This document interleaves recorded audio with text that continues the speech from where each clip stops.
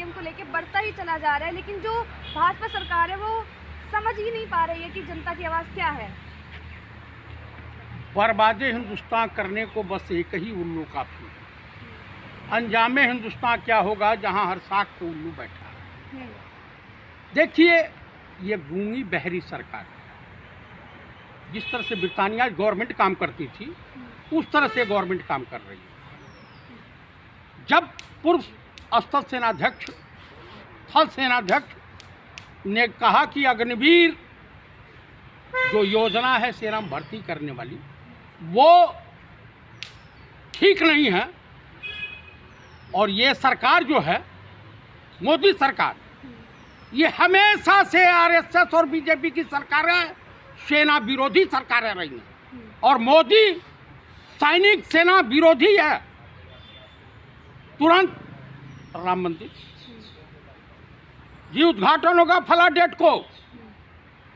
अच्छा, चुनाव आयोग के ऊपर जब शिकंजा सुप्रीम कोर्ट का सुनना स्टार्ट किया, 150 एमपीओ को निलंबित करके लोकसभा स्पीकर ने और राज्यसभा स्पीकर, जब उनकी मस्करी की गई तो कहा कि ये किसानों का अपमान है, जाठों का अपमान है, इनका अपमान है, उनका अपमान है।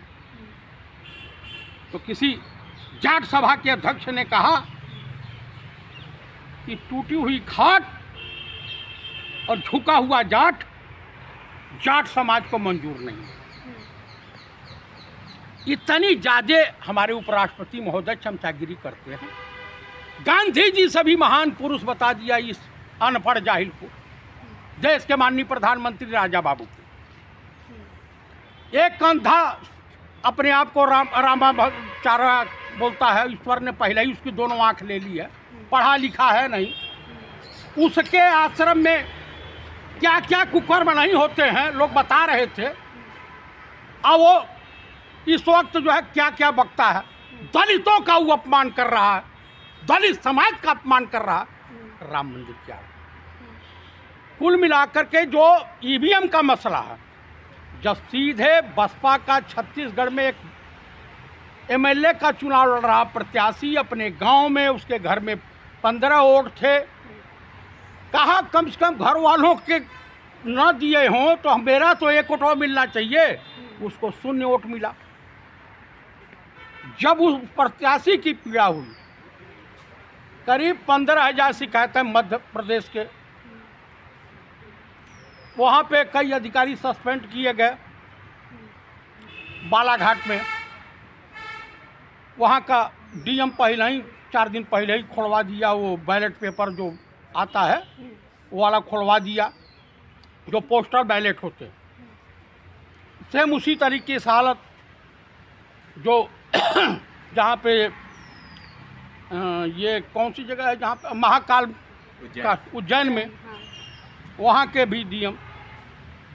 कुल मिलाकर के इस देश में भ्रष्टाचार एकदम आसमान छू रहा है। लेकिन जो भाजपा सरकार वाली पार्टी है तो कहती है ना कि भ्रष्टाचार को कम करने में हम ही एक पार्टी जिसने भ्रष्टाचार कम करा है। ये भाजपा के पूरे देश में जो 300 कार्यालय बने हैं, ये गुजरात से मोदी की फैक्ट्री चलती है, वहाँ से आया है पैसवा।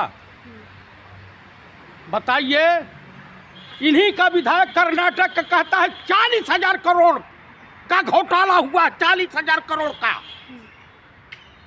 और जानती हैं, कोरोना काल में मेडिसिन में, दवाओं में जनता के पीठ में खंजर घोंपने का, ये ईवीएम से बनी हुई सरकारें हैं। जब तुम्हारे सरकार में मजदूर नाराज, दुखी, महंगाई अपनी चरम सीमा पर, बेरोजगार नौजवान दुखी, छात्र दुखी, महिलाएं दुखी, छोटे मझोले व्यापारी दुखी, श्रमिक दुखी, तो आप बता दीजिए कि आपको वोटवा कौन दे रहा है?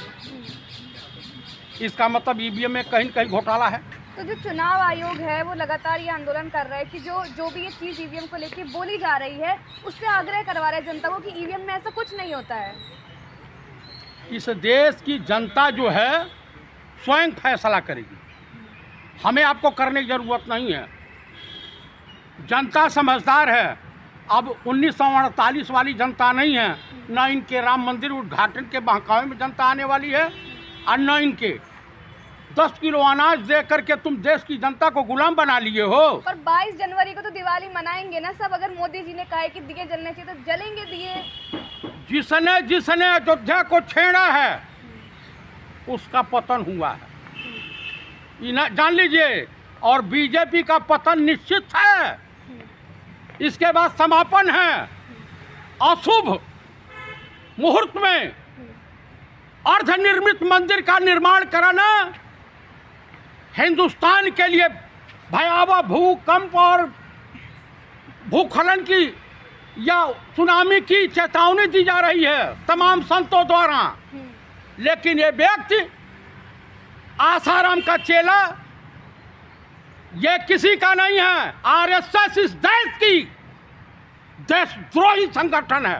देशद्रोही संगठन बता रहे हैं आप ये? हाँ, पहला आतंकवादी वहीं से पैदा हुआ था जिसका नाम था नाथूराम गोडसे, जिसने 81 साल के बुजुर्ग की हत्या की थी।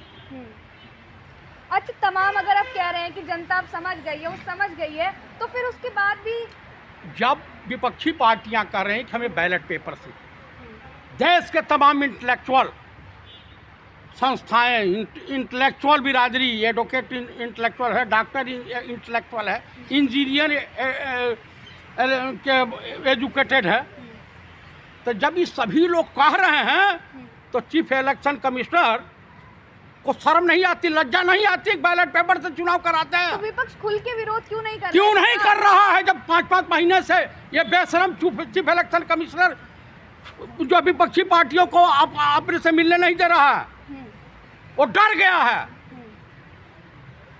तो ये जान लीजिए, जिस तरह से श्रीलंका में हुआ था, सीरिया में हुआ था, वो हिंदुस्तान में उस तरह घटनाएं होने जा रही हैं। आप कह रहे हैं बैलेट पेपर से चुनाव होने चाहिए, तो मतलब बैलेट पेपर में धांधली नहीं हो सकती है क्या? सिर्फ ईवीएम में धांधली हो सकती है? बिल्कुल नहीं हो सकती।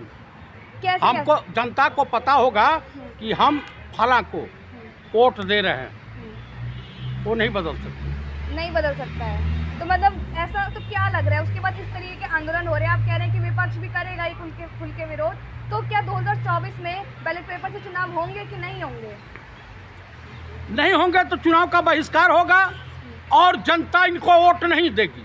जनता वोट ही नहीं देगी? ना, एकदम पोलिंग बूथ का बहिष्कार करेगी।